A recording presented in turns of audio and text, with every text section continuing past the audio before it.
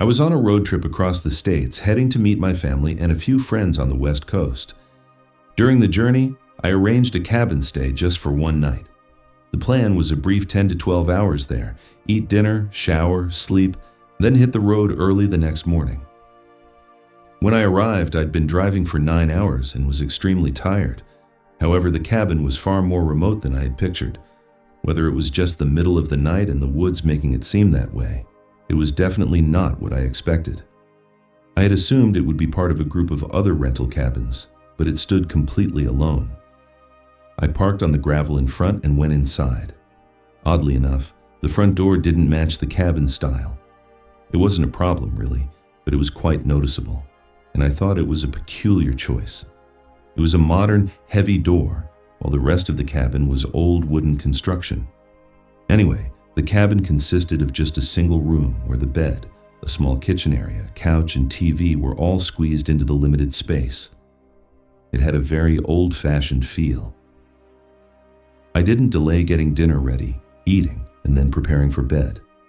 I was quite exhausted, so I fell asleep very quickly. But perhaps an hour later, I awoke. Not because of a sound, but due to a feeling.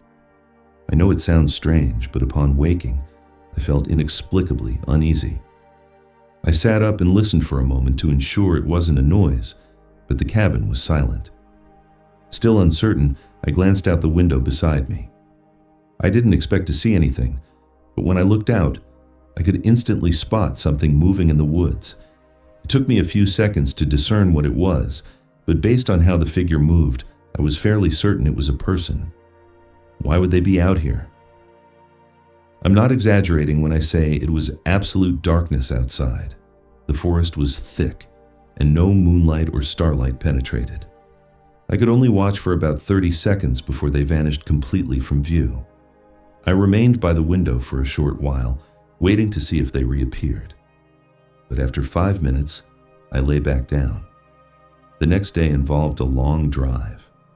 I tried to close my eyes and fall back asleep, but I was likely lying there for around 40 minutes, eyes shut and unable to sleep, before I heard something outside the cabin. I didn't have time to process it before a knock sounded at the door. Again, the entire cabin was one room, so the door they were knocking on was practically right beside me, with no other place to hide or escape. I leaped up from the bed. My head was spinning. I don't believe I'd been that terrified in my whole life. Then, a man's voice shouted from the other side, "Hey, open up! Open the door now! I know you're in there! Open the door!" His voice was aggressive and furious, making me even more petrified. I didn't know whether to respond or what to do. They obviously knew I was inside. My car was right out front, practically giving me away. I grabbed my phone and dialed 911. It took a moment for the call to connect. I think my phone had no signal, so it was struggling to use data. But once connected, I spoke with an operator who informed me an officer was on the way. The man outside the cabin was still banging on the door. Honestly, I couldn't tell if he was just pounding or actively trying to break it down. He never got in, though. After a minute or two, I heard him leave the porch. Then, I heard glass shattering, which I knew came from my car. When the police arrived, he wasn't there. There were signs he had run back into the woods, but obviously they weren't going to search them in the middle of the night. However, when the cabin owner was contacted, things took a strange turn. He admitted a previous guest had a similar experience, though they hadn't contacted the police. Apparently, someone knocked on the door in the middle of the night and shouted at them. The next morning, after the guest had left, the owner discovered the door had been smashed open, as if broken into with a sledgehammer or similar tool. I suppose the owner figured reporting it would spread word and deter renters, so he kept it quiet and simply replaced the door with a heavier, more solid one. It was really odd. I'm not sure how to feel about that. In the end, though, I was just relieved to leave and join my family and friends. Perhaps I could have done more, but I just wanted it all to be over. What the man intended when he came to the cabin is something I'll likely ponder for the rest of my life. Story 2 by Raymond. From 2018 to 2020, I worked at a gas station. It wasn't the best job I've ever had, but it served its purpose for the time. Regarding my shifts, I consistently tried to get my manager to schedule me for the overnight hours. I knew it would mean less work, and I'd be by myself. For the first year, I mostly worked regular shifts though. But in my second year, he finally started assigning me overnight shifts. I can say that while I was correct about there being less work and enjoying the solitude, I hadn't anticipated just how incredibly boring it would become. Business really died down after 10 p.m. It was almost like nobody came in, and if they did, it was just to pump gas outside. So, I'm not kidding when I say I often had nothing to do. I found myself doing whatever I could just to pass the time. Sometimes, out of sheer boredom, I'd even go outside and walk around the parking lot. Anyway, this particular night, I assumed it would be just like any other. By midnight, I was searching for something to keep my mind occupied. I thought emptying the trash cans by the gas pumps might provide a distraction, at least for a few minutes. I grabbed some trash bags and went out there, emptied a couple of cans, and went around to the back of the building to dump them in the dumpster. As I tossed them in, I almost had a heart attack. There was a guy standing right behind the dumpster. I hadn't noticed him as I approached. "Oh, sorry, I didn't see you there," I said nervously, mostly just embarrassed by the jump scare and not fully processing it yet. The man didn't respond and simply stared at me with a strange, emotionless look. As I walked back to the front, I realized how strange it was that he was back there near the dumpsters.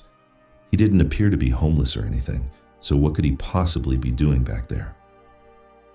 I glanced back a few times while emptying the other garbage cans, then went back more cautiously to dispose of the rest. But the man was gone. I didn't see him anywhere. I finished throwing out the trash and returned inside. Maybe it was irresponsible, but I really didn't think it was particularly concerning. There were other businesses around the block that stayed open late, and even a nearby bar that people sometimes walked to or from, passing by the gas station. I figured that's probably where he came from, and I just saw him at an odd moment while he was taking a shortcut behind the building. Or perhaps he was just a drunk acting like one. I took out my phone and checked the time. It was 12:15. I leaned on the counter, trying to think of something else to do, but my thoughts were interrupted when I saw something out of the corner of my eye. I looked toward the doorway leading to the back room. I swear I saw something move. I didn't immediately get scared because I quickly assumed I was just tired and imagining things, but since I had nothing else to do, I figured I might as well check it out. I started walking over, sort of tilting my head to see around the corner of the doorway as I approached. The room was dark, but the moment I reached the doorway, I saw someone standing very close to the wall, as if hiding and waiting for me to enter. The instant I saw them and stopped, they rounded the corner. It was the same man from behind the building, but he had the most disturbing expression on his face, something I still can't shake from my mind.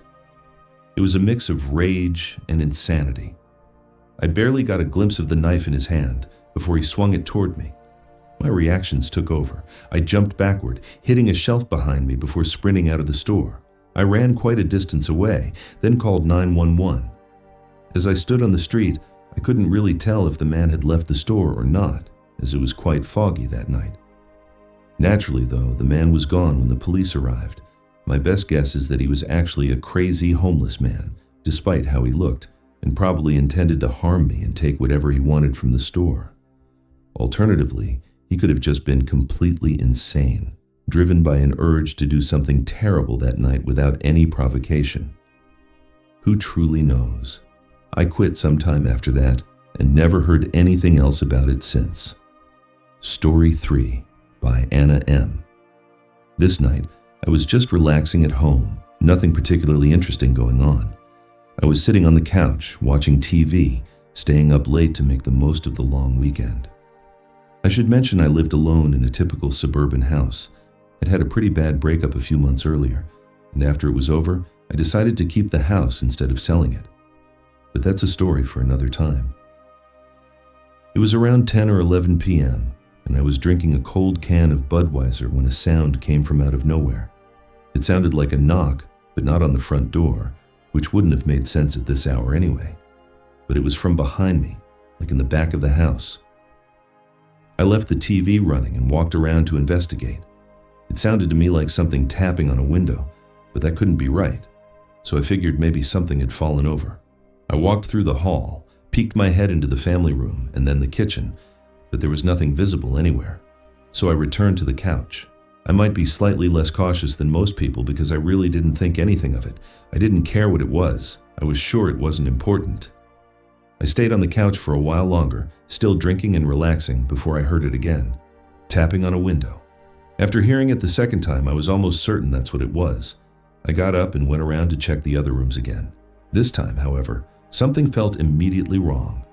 One of the windows at the back was open, and so was the basement door. If only one had been open, I probably could have rationalized it away, perhaps convincing myself someone had broken in. But both being open suddenly, combined with the sounds I'd been hearing, I knew it was too much to dismiss. Now, I know how foolish a decision it was, but at that moment, I felt compelled to check the basement. I think the alcohol clouded my judgment, and honestly, I was a pretty big person with a certain ego, so I wasn't about to flee my house and let someone get away. I looked down the dark, empty staircase for a moment. Oddly, there wasn't any sound coming from down there. I took a few steps down the creaky stairs and switched on the dim lights. Music. I don't think I'd ever actually been in the basement since moving in. I just never had a reason to go down there. It was unfinished and pretty useless. So when I reached the bottom, I was surprised by how little the lights revealed. There were dark corners everywhere where someone could be hiding. That's when the real fear set in. I sobered up instantly and got out of that basement as fast as I could. I closed the door behind me and shoved the closest large piece of furniture against it to block it. I called the police, and by some strange coincidence, an officer happened to be just around the neighborhood. He arrived quickly, entering with a flashlight and his gun drawn as he searched the basement. He didn't need more than 10 seconds to find a man crouching in a dark corner near the stairs. I must have been just 3 or 4 feet away from him when I was down there. The man was armed too, with a large kitchen knife.